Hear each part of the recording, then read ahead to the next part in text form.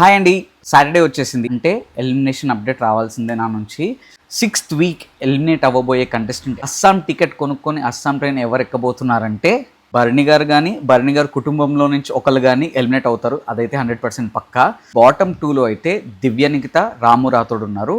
ఇందులో నుంచి ఎవరు ఎలిమినేట్ అవ్వబోతున్నారంటే ఇంకా న్యూస్ అయితే రాలేదు నాకు, బట్ నాకు తెలిసి రాము రాథోడే ఎలిమినేట్ అయ్యే ఛాన్సెస్ చాలా చాలా చాలా ఎక్కువగా ఉన్నాయి. ఎందుకంటే దీనికి 2 రీజన్స్ ఉన్నాయి. అందరూ కామనర్స్ని ఎలిమినేట్ చేస్తే ఇంకా లోపల ఉన్న కామనర్స్లో అది కూడా ఫీమేల్ కంటెస్టెంట్ ఒకళ్ళు ఉన్నారు, అదే దివ్య నిఖిత. సో మోస్ట్లీ తనను ఈ వీక్ ఎలిమినేట్ చేయకపోవచ్చు, అందుకే రాము రాథోడ్నే చేస్తారు.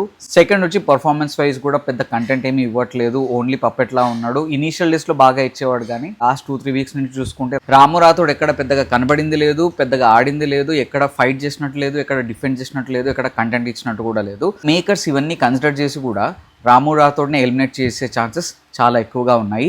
ఇంతకీ దివ్య నిఖిత అండ్ రాము రాథోడ్లో ఎవరు అస్సాం టికెట్ కొనుక్కొని అస్సాం ట్రైన్ ఎక్కబోతున్నారో కామెంట్ సెక్షన్లో మెన్షన్ చేయండి. అండ్ నాకు న్యూస్ తెలియగానే మీకు నేను ఫస్ట్ అప్డేట్ ఇస్తాను. Stay tune for the update and don't forget to like, share and subscribe. Life ఏ జిందగీ.